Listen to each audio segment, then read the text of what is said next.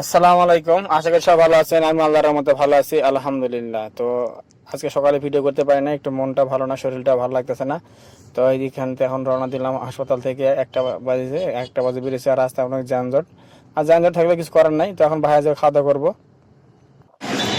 বাসায় চলে আসে, খাওয়া দাওয়ার পরে সারা নামছে না, বলে তাহলে একটু বসুন্ধরা থেকে ঘুরে আসি। তো বসুন্ধরা ঘুরে বন্ধু বাসায় যাবো, তো সেখানে একটু ফল ফল কিনে নেওয়ার জন্য এখানে আসছে। আর এই চত্বরটা হচ্ছে গুলশান 2-এর পিছনে আর কি মার্কেটটা, এই জন্য এখানে সব কিছু পাওয়া যায়, সব ধরনের ফল ফুল এখান থেকে পাওয়া যায়। অনেকে এখান থেকে বেশিরভাগই বাজার করে। যাই হোক, তো আমার সারে ফল কিনতেছে। যাই হোক, যে জাম্বুরা কিনলো, পেঁপে নিবো আর কি, অনেক কিছু নেওয়ার মতো করতেছে। দেখি দেখা যাক কি কি নাই, নিয়ে এটা নেওয়ার পরে বসুন্ধরা যাব। বসুন্ধরা থেকে কখন আসবো জানি না। যাই হোক, এটা ফল ফুলান্ত নিয়ে তারপর বসুন্ধরা যাব। আমি এখন আছি বসুন্ধরা আবাসিক এলাকায়। এখান থেকে তো স্যার বললো কাকরাইল যাবো, যদি যাই তো কপালে দুঃখ, আর যদি বাসায় চল তাহলে তো একটু আরাম পাবো, যে বাসায় চলে যাইলে আমরা বাসায় যেতে পারবো। গুলশান এটা হচ্ছে বসুন্ধরা আবাসিক এলাকা, একবারে শান্ত নীরব। দেখা যাক এখান থেকে কখন বেরো।